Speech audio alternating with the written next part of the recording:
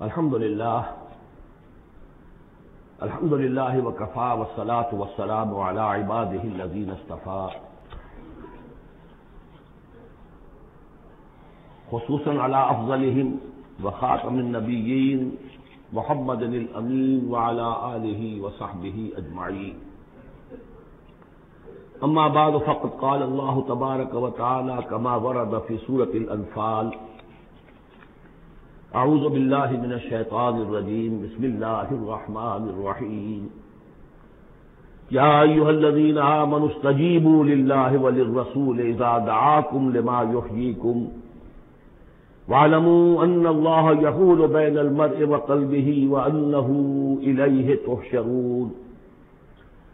واتقوا فتنة لا تصیبن الذین ظلموا منکم خاصة واعلموا ان اللہ شدید العقاب. واذکروا اذ انتم قلیل مستضعفون فی الارض تخافون ان یتخطفکم الناس فآواکم وأیدکم بنصرہ ورزقکم من الطیبات لعلکم تشکرون.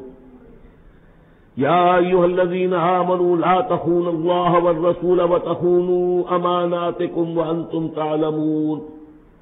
وَاعْلَمُوا أَنَّمَا أَمْوَالُكُمْ وَأَوْلَادُكُمْ فِتْنَةٌ وَأَنَّ اللَّهَ عِندَهُ أَجْرٌ عَظِيمٌ. صدق الله العظيم. رب اشرح لي صدري ويسر لي أمري واحلل عقدة من لساني يفقهوا قولي. اللهم ربنا ألهمنا رشدنا وأعذنا من شرور أنفسنا. اللهم أرنا الحق حقا وارزقنا اتباعه وأرنا الباطل باطلا وارزقنا اجتنابه. اللهم وفقنا لما تحب وترضى. اللهم اجعلنا من عبادك الذين يستمعون القول فيتبعون احسنه. آمین یا رب العالمین. میں نے اپنی اس وقت کی گفتگو کا موضوع قرار دیا ہے بحالات موجودہ مسلمانان پاکستان کے لیے قرآن حکیم کی عملی رہنمائی. الحمدللہ ہم نے 25 دن قرآن پڑھا. بہت سے حضرات نے پوری پابندی سے شرکت کی ہے، پورے قرآن کے ترجمے سے گزرے ہیں. قرآن مجید میں کہیں گفتگو مشرکین سے ہو رہی ہوتی تھی، کبھی منافقین سے ہو رہی ہوتی تھی، کبھی منکرین آخرت سے ہو رہی ہوتی تھی، کبھی یہود سے، کبھی نصارہ سے، کبھی مسلمانوں سے. اور یہ کہ مکی صورتوں کا اپنا رنگ اور انداز ہے اور مدنی صورتوں کا اپنا رنگ اور انداز ہے. پھر اس میں احکام الہیہ بھی آئے ہیں، عبادات کے ضمن میں آئے ہیں، معاشرتی احکام آئے ہیں، آئلی قوانین آئے ہیں، سیاسی ہدایات آئی ہیں. اب جیسے تو یہ کہ زندگی کے ہر گوشے کے لیے اور ہر آنے والے دور کے لیے اس میں ہدایت ہے، لیکن اس وقت میں نے جو عنوان معین کیا ہے وہ دو اعتبارات سے بحالات موجودہ اور خاص طور پر مسلمانان پاکستان کے لیے قرآن حکیم کی عملی رہنمائی کیا ہے. لیکن یہ کہ قرآن مجید کی وہ رہنمائی کہ جو ابدی ہے، ہمیشہ کے لیے ہے، اساسی ہے، بنیادی ہے، جو زمان و مکان کی حدود سے ماورا ہے. میں چاہتا ہوں کہ پہلے اسے بھی چند نکات کی شکل میں اس کا خلاصہ آپ کے سامنے رکھ دوں. قرآن مجید کی وہ جو تعلیم ہے ابدی، ماورائے زمان و مکان، ہر دور، ہر ملک، ہر زمانے کے مسلمان کے لیے، وہ کیا ہے؟ پہلی بات یہ ہے کہ اللہ کا حق ادا کرے. اور اللہ کا حق کیا ہے؟ توحید. توحید ایک عقیدے کی توحید ہے. اس کو مانے کہ وہ ایک ہے، اپنی ذات میں تنہا ہے، کوئی اس کا مد مقابل اور کفر نہیں ہے، نہ اس کی صفات میں نہ اس کی ذات میں. لیکن یہ کہ ایک ہے توحید عملی. اور ہم نے اس دورہ ترجمہ قرآن کے دوران 4 صورتوں میں اس توحید پر بڑی مفصل بحثیں کی ہیں. اس وقت گن لیجیے. ایک ہے عقیدے کی توحید، ایک ہے عملی توحید. عملی توحید 4 نکات پر مشتمل ہے. سب سے پہلے جو کہ سورہ زمر کا مرکزی مضمون تھا، عبادت اللہ کی اس کے لیے اپنی اطاعت کو خالص کرتے ہوئے. عبادت میں نماز، روزہ یہ سب بھی شامل ہیں، لیکن یہ کہ وہ عبادت جس کے ساتھ اطاعت اللہ کی خالص نہیں ہو رہی، اطاعت منقسم ہے، کہیں اپنے نفس کی اطاعت ہو گئی اللہ کی اطاعت کو پس پش ڈال کر۔ فرمایا فرأیت من اتخذ الہہ ہواہ، کیا تم نے دیکھا اس شخص کو جس نے اپنے خواہش نفس کو خدا بنا رکھا ہے، وہ مطاع ہے، اس کا کہتا ہے لا الہ الا اللہ اور بنا رکھا ہے خواہش نفس کو الہ۔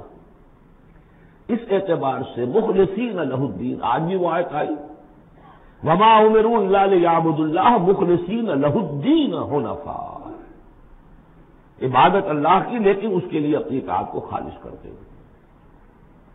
اب اس میں یہ ہے کہ وہ خالص اطاعت کلی اطاعت ہوگی، یا ایھا الذین آمنوا ادخلوا فی السلم کافہ، اور منفی طور پر تنبیہ آج بھی میں نے وہ آیت آپ کو سنا دی تھی، پھر تازہ کر لیجئے، اگر اللہ کی اطاعت کچھ حصے میں کی جائے زندگی کے کچھ میں نہ کی جائے، گویا کہ آپ نے تقسیم کر لیا اطاعت کو، اس پر جو وعید آئی ہے افتؤمنون ببعض الکتاب وتکفرون ببعض فما جزاء من یفعل ذلک منکم الا خزی فی الحیاۃ الدنیا ویوم القیامۃ یردون الی اشد العذاب۔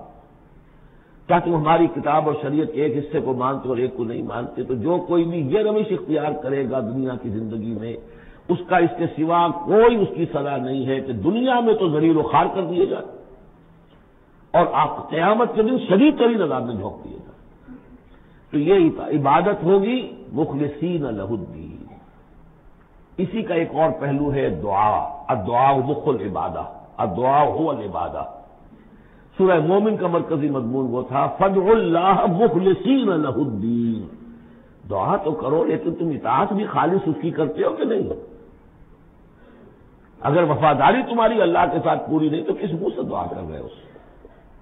وہ حدیث میں سنا چکا ہوں کہ ایک شخص حج کے لیے پہنچ گیا ہے اور وہ پہنچا ہوا ہے جبل رحمت پر اور ہاتھ اٹھا کے دعائیں مانگ رہا ہے، یا رب یا رب، وَأَنَّىٰ يُسْتَجَابُ لِذَٰلِكَ، اس کی دعا کیسے قبول ہو؟ وَمَطْعَمُهُ حَرَامٌ وَمَلْبَسُهُ حَرَامٌ وَغُذِّيَ بِالْحَرَامِ، اس کا کھایا ہوا حرام کا ہے، پہنا ہوا حرام کا ہے، اس کا جسم حرام کی آمدنی سے اور اس کے کھانے پینے سے بنا ہوا ہے۔ تو دعا مخ العبادہ هو العبادہ، لیکن دعا بھی وہی کہ جو مخلصین لہ الدین، اس حال میں کی جا رہی ہو کہ بندے نے یکسو ہو کر اپنی کل اطاعت کو اللہ کے لیے بنا دیا۔ اس سے اگلا قدم ہوتا ہے ان فرد سے ایک دوسرے فرد کو دعوت، اب اسی کے داعی بن کر کھڑے ہو جاؤ، اب لوگوں کو بھی اسی کی دعوت دو، وہ بھی اللہ کی بندگی کریں مخلصین لہ الدین، وہ بھی اللہ کو پکارے مخلصین لہ الدین۔ ومن احسن قولا ممن دعا الى اللہ وعمل صالحا وقال اننی من المسلمین، یہ سورہ حامیم السجدہ کی مرکزی آیت ہے۔ چوتھا اور آخری مرحلہ یہ ہے کہ یہ کیسے ہوگی مخلصین لہ الدین کی پوزیشن، اگر جس ملک میں آپ رہ رہے ہیں وہاں قانون تو کسی اور کا چل رہا ہے، عدالتیں اس قانون پر فیصلے کر رہی ہیں، نظام جو ہے معاشی وہ کسی اور نظام پر چل رہا ہے، وہ سودی کاروبار ہو رہا ہے اور سودی لین دین ہو رہا ہے، پورا بزنس اس پر ہے، پوری انڈسٹری اسی پر ہے، پوری حکومت اس پر ہے، تو ہم بھی تو اسی کے فرد ہیں نا، شہری ہیں اسی ملک کے، اسی ریاست کے، اسی معاشرے میں رہتے ہیں۔ تو یہ مقصد تو اسی وقت پورا ہوگا جبکہ پورے نظام زندگی پر اللہ کی اطاعت کا سکہ قائم ہو جائے۔ اس کا نام ہے اقامت الدین۔ چنانچہ سورہ شورى میں چوتھے نمبر پر جو آئی اس کا مرکزی مضمون کیا تھا؟ شرع لکم من الدین ما وصى به نوحا والذی اوحینا الیک وما وصینا به ابراہیم وموسیٰ وعیسیٰ ان اقیموا الدین ولا تتفرقوا فیہ۔ اس لیے کہ قرآن مجید تو کہتا ہے ومن لم یحکم بما انزل اللہ فاولئک هم الکافرون، ہماری عدالتوں میں فیصلے اللہ کے قانون کے مطابق تو نہیں ہو رہے، تو فیصلے کرانے والے، فیصلے کرنے والے، فیصلے ماننے والے، فیصلے ایگزیکیوٹ کرنے والے، فیصلوں کی تنفیذ کرنے والے، وہ سب کیا ہوئے؟ ومن لم يحكم بما انزل الله فاولئك هم الظالمون، وہی تو مشرک ہے۔ ومن لم يحكم بما انزل الله فاولئك هم الفاسقون، وہی تو باغی ہیں ہمارے۔ تو مطلب یہ ہے کہ اس صورتحال سے نکلنے کی صرف ایک شکل ہے، دین کو قائم کرنے کی جد و جہد ہمہ تن ہمہ وقت، اس نظام باطل کو ریکنسائل نہ کیا جائے اس سے ذہناً قلباً۔ live under it if you have to live it but under protest، اگر کوئی اور راستہ نہیں ہے انڈر پروٹیسٹ رہے کہ میں نے اس نظام کو قبول نہیں کیا، میں اسے تسلیم نہیں کرتا، میں اس سے استفادہ کروں گا جو کم سے کم ہے میرے بقا کے لیے، اور اپنی ساری توانائی، اپنی ساری قوت، اپنی ساری طاقت، اپنی ساری صلاحیت، اپنے سارے وسائل اور ذرائع اس نظام کو بے خودم سے اکھیڑ کر اس کی جگہ پر اللہ کا دیا ہوا نظام قائم کرنے کے لیے وقف کر دیں۔ اس کے علاوہ کوئی شکل نہیں ہے۔ اسی کے نام ہے تکبیر رب، رب کو بڑا کرو، وربک فکبر۔ اسی کا مطلب ہے، اسی لیے حضور بھیجے گئے، هو الذی ارسل رسولہ بالہدی ودین الحق لیظہرہ علی الدین کلہ۔ اسی کے لیے آیا قاتلوہم حتی لا تکون فتنۃ ویکون الدین کلہ للہ۔ یہ تمام اصطلاحات ہیں، عباراتنا شتیٰ وحسن کا واحد مطلب کیا ہے؟ دین کو قائم کرو، دین کے مکمل نظام کو برپا کرو، تاکہ زندگی اپنے تمام ایسپیکٹس، اپنے تمام پہلوؤں سمیت انفرادی اور اجتماعی زندگی کے تمام گوشے اللہ کی اطاعت کے اندر آ جائیں۔ اس کے بغیر اللہ کا حق ادا نہیں ہو سکتا۔ پہلا کام ہے اللہ کا حق ادا کرنا۔ اسی لیے فرمایا وما خلقت الجن والانس الا لیعبدون، لیکن اس عبادت کے یہ لوازم ہیں، فاعبدوہ مخلصین لہ الدین، فادعوہ مخلصین لہ الدین۔ اسی کی دعوت دوسروں کو دو، ادعو الی سبیل ربک بالحکمۃ والموعظۃ الحسنۃ وجادلھم باللتی ہی احسن، اور اللہ کے دین کو بتمام و کمال قائم کرنے کے لیے تلمندل لگا دیں۔ اب آئیے اللہ کے بعد دوسرا حق ہم پر ہے رسول کا صلی اللہ علیہ وسلم، جن کی بدولت ہمیں یہ ہدایت نصیب ہوئی، ہمارے ماں باپ کو ان کے ماں باپ سے ملی، ان کو ان کے ماں باپ سے ملی۔ اس میں حضور صلی اللہ علیہ وسلم کی محنتیں ہیں، آپ کے صحابہ کی، محمد رسول اللہ والذین معہ، کیسی کیسی مشقتیں جھیلی ہیں، تب یہ دین پھیلا تھا اور تب یہ دین غالب ہوا تھا۔ ان کا کیا حق ہے ہمارے اوپر؟ ویسے میں ساری حقوق تو یہاں بیان نہیں کر سکتا، لیکن ایک بات جان لیجئے کہ چونکہ محمد صلی اللہ علیہ وسلم بھیجے گئے تمام دنیا کے لیے اور قیامت تک کے لیے انسانوں کے لیے رسول، 5 مرتبہ آیا ہے، جن میں سب سے نمایاں آیت یہ 2 آیتیں تو اکثر لوگوں کو یاد ہوں گی، وما ارسلناک الا رحمۃ للعالمین وما ارسلناک الا کافۃ للناس بشیرا ونذیرا۔ اب نبی صلی اللہ علیہ وسلم نے بنفس نفیس اپنی رسالت کے فرائض ملک عرب اور قوم عرب کی حد تک تو پورے کر دیے، باقی دنیا کے لیے اس وقت بھی اور آنے والے ہر انسان کے لیے یہ فریضہ رسالت امت کے کندھے پر ڈال گئے، جبکہ آخری حج میں گواہی لے کر الا هل بلغت اور جواب مل گیا انا نشهد انک قد بلغت وادیت وامان نصحت، اور اس کے بعد آپ نے فرمایا اب یہ بوجھ میرے کندھے سے تمہارے کندھے پر آ گیا۔ تو اگر ہم امتی ہیں تو مقروض ہیں محمد کے صلی اللہ علیہ وسلم۔ اگر یہ خواہش ہے کہ ان کی شفاعت ملے تو ان کا حق ادا کرنا ہوگا۔ وَكَذَلِكَ جَعَلْنَاكُمْ أُمَّةً وَسَطًا لِتَكُونُوا شُهَدَاءَ عَلَى النَّاسِ وَيَكُونَ الرَّسُولُ عَلَيْكُمْ شَهِيدًا۔ اس کے کم سے کم 2 تقاضے ہیں۔ پہلا تقاضا تو قرآن کی تبلیغ کر دینا ایک ایک فرد نوع بشر کو اس امت کے ذمے ہے۔ اگر قرآن پہنچایا نہیں تو محمد کی رسالت کا پیغام ان تک نہیں پہنچا، امت کیا جواب دے گی قیامت کے دن؟ اے اللہ، ان کے حوالے تھا کام، یہ قرآن کے کسٹوڈینز تھے۔ حضور نے فرمایا تھا فَلْيُبَلِّغِ شَاهِدُ الْغَائِبَ، میں تمہیں قرآن دے کر جا رہا ہوں، قَدْ تَرَكْتُ فِيكُم مَّا إِنْ اعْتَصَمْتُم بِهِ لَن تَضِلُّوا أَبَدًا، اب پہنچاؤ اسے۔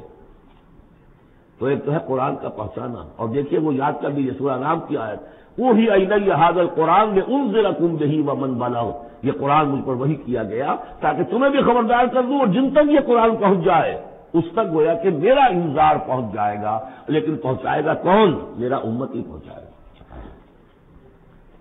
نمبر 2، یہ جو پہنچانے کا اور یہ جو حضور کا قرض ہم پر ہے ہمارے کندھے پر، اجتماعی سطح پر اس کا کم سے کم تقاضا یہ ہے کہ دنیا کے کسی ایک سائزیبل ملک میں وہ پورا نظام قائم کر کے دکھا دیا جائے عملاً، تاکہ دنیا دیکھ لے کہ یہ کوئی یوٹوپیا نہیں ہے، یہ خیالی جنت نہیں ہے، دیکھ لے کہ اس کی برکات کیا ہے، دیکھ لے کہ کس طرح کا معاشرہ وجود میں آتا ہے، کیسا معاشی انصاف ہوتا ہے، کیسی حریت کا جو ہے یہاں پر مظاہرہ ہے. مادر پدر آزادی نہیں لیکن حریت ہے.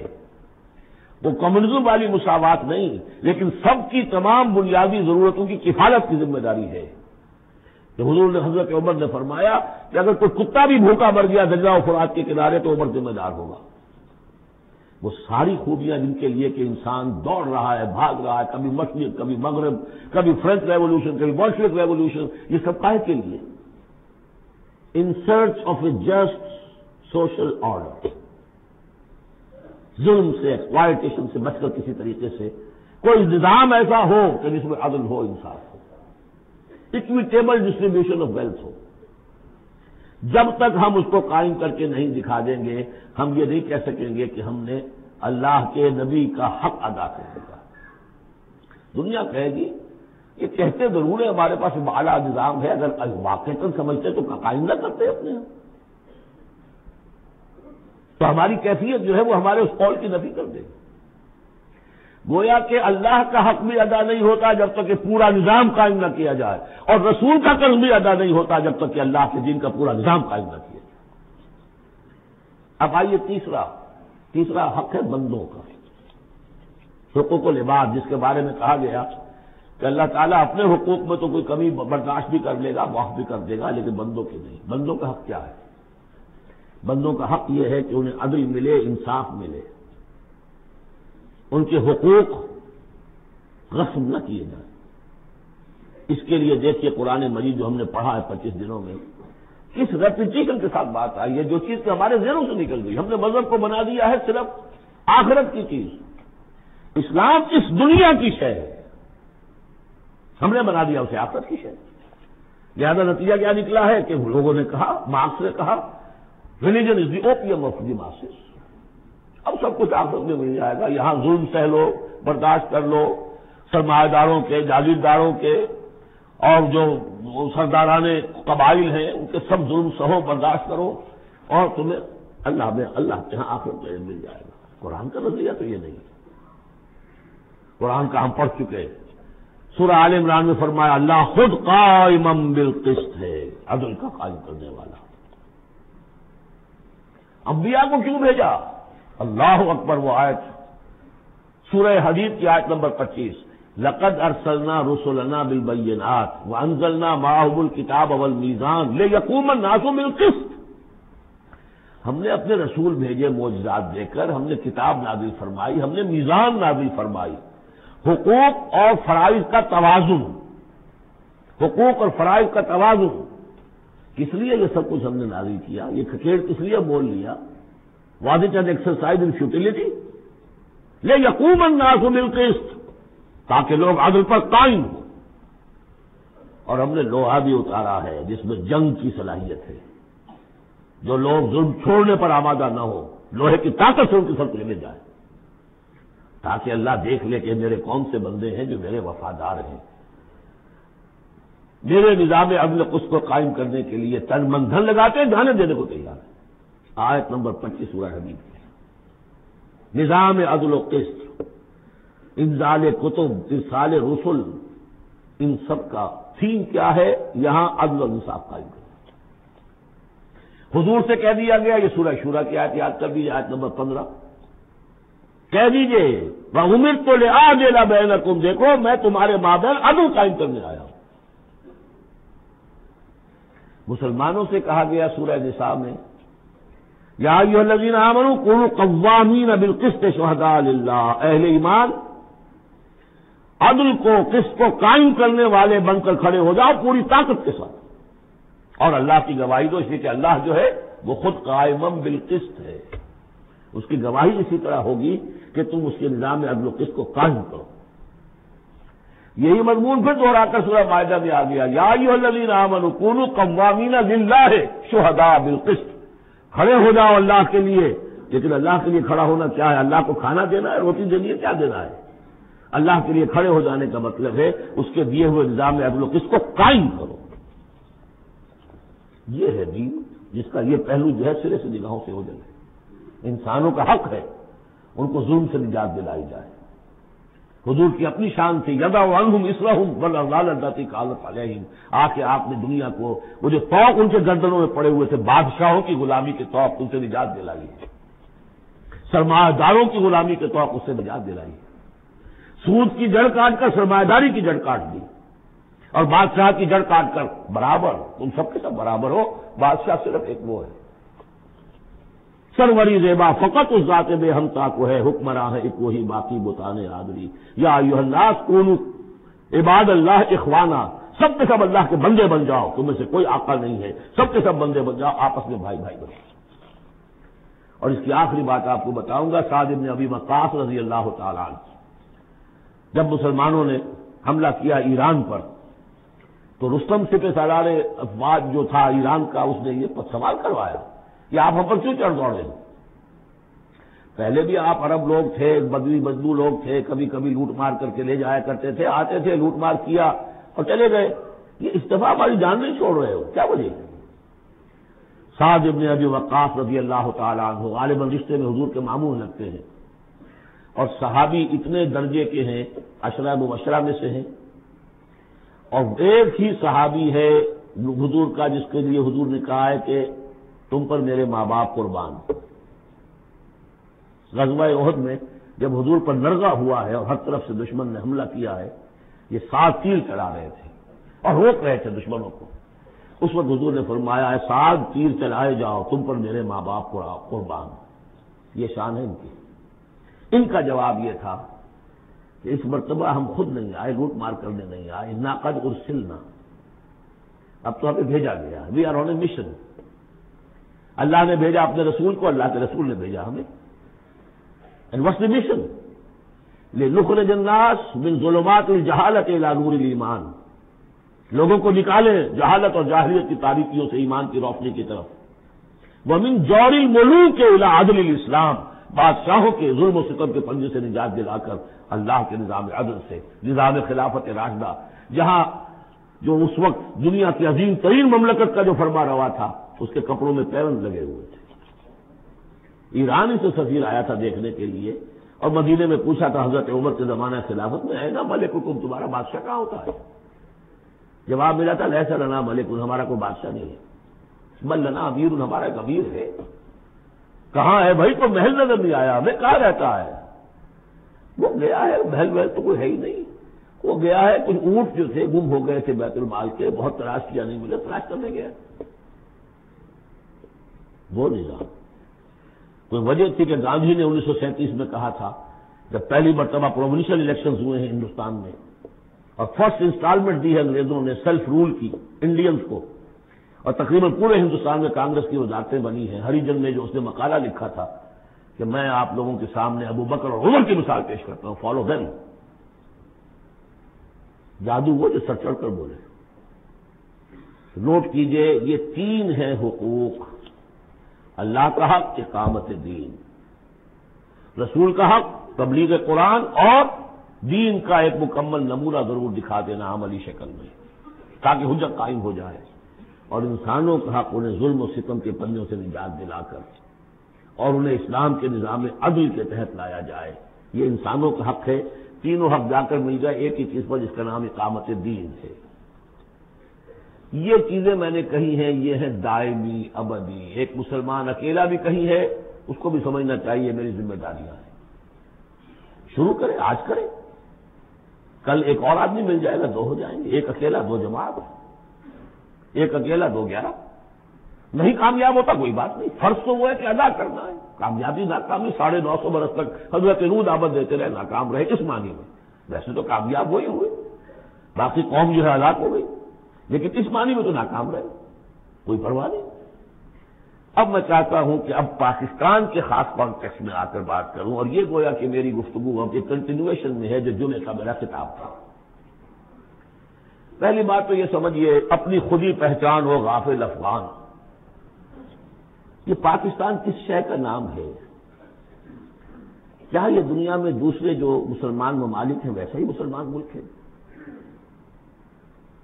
یا اس کی کوئی خصوصی اہمیت ہے، کوئی خصوصی حیثیت ہے، کوئی امتیازی مقام اور مرتبہ ہے؟ اور یہ بھی سارا کچھ میں آپ کے سامنے رکھوں گا قرآن مجید سے۔ میں نے اس آیت کے حوالے سے سب سے پہلی بات یہ ہے کہ قیام پاکستان کا اصل جذبہ محرکہ کیا تھا، میں یہ اس سورہ مبارکہ کی آیت نمبر 26 کے حوالے سے بیان کر چکا ہوں۔ وَاذْكُرُوا إِذْ أَنْتُمْ قَلِيلٌ مُسْتَضْعَفُونَ فِي الْأَرْضِ، ذرا یاد کرو اے مسلمانوں جب تم ہندوستان میں، اب میں اس کی جو ہے تفسیر نہیں کر رہا کہ جب یہ نازل ہوئی یہ صورت اس کا کیا مطلب، اس کے الفاظ کا جو عموم ہے اس کے حوالے سے جس طرح یہ پاکستان کی تحریک کے اوپر 100% منطبق ہو رہی ہے اسے سمجھیے۔ جبکہ تم اقلیت میں تھے، مستضعفون فی الارض، تمہیں زمین میں دبا لیا گیا تھا۔ ہندو زیادہ بیدار، زیادہ سرمایہ دار، زیادہ تعلیم یافتہ، اور انگریز اس کی پشت پناہی کر رہا تھا۔ کیوں کر رہا تھا؟ کہ مسلمان سے حکومت چھینی تھی، بغاوت کا اندیشہ تھا۔ ہندو پہلے بھی غلام تھا، اس کے لیے چینج آف ماسٹرز کا معاملہ تھا، پہلے غلام مسلمانوں کا تھا، اب عیسائیوں کا ہو گیا، اسے اٹھانا تھا مسلمان کے مقابلے۔ اس سے ایک خوف پیدا ہوا کہ اگر یہ انگریز چلا جائے گا، اب تو پھر بھی رول آف پین ہے، رول آف سورڈ تو نہیں ہے اس وقت، انگریز کی کچھ نہ کچھ قانون جو ہے رول آف لا تھا، اگر یہ چلا گیا اور ملک ہو گیا آزاد دنیا کے موجودہ اصولوں کے مطابق 1 مین 1 ووٹ، تو مسلمان تو بالکل ہی رحم و کرم پر ہوں گے، ان کی تہذیب، ان کا تمدن، ان کی ثقافت، ان کی زبان، ان کے معاش کو، ان کے مذہب تک کے اوپر ہندو جو ہے وہ حملہ کرے گا اور اپنی 800 سالہ جو ہے غلامی کا یا 1000 سالہ غلامی کا بدلہ چکائے گا، جس کا ظہور ہو گیا تھا اندرا گاندھی کے انفاذ سے، جو سقوط مشرقی پاکستان کے وقت اس کی زبان سے نکلے ہیں، وی ہیو ایونجڈ اور 1000 years defeat، 1000 سالہ شکست کا بدلہ چکا دیا۔ یہ تھا خوف۔ وَاذْكُرُوا إِذْ أَنْتُمْ قَلِيلٌ مُسْتَضْعَفُونَ فِي الْأَرْضِ تَخَافُونَ أَنْ يَتَخَطَّفَكُمُ النَّاسُ فَآوَاكُمْ، اللہ نے تمہیں پناہ دی، پاکستان دیا، 2 ٹکڑے دیے، تم اس میں آؤ اور پناہ دو، وَأَيَّدَكُمْ بِنَصْرِهِ، اور اپنی نصرت سے تمہاری تعریف فرمائی، اور رَزَقَكُم مِّنَ الطَّيِّبَاتِ، اور تمہیں طیبات کا رزق دیا، لعلکم تشکرون، تاکہ تم شکر کرو۔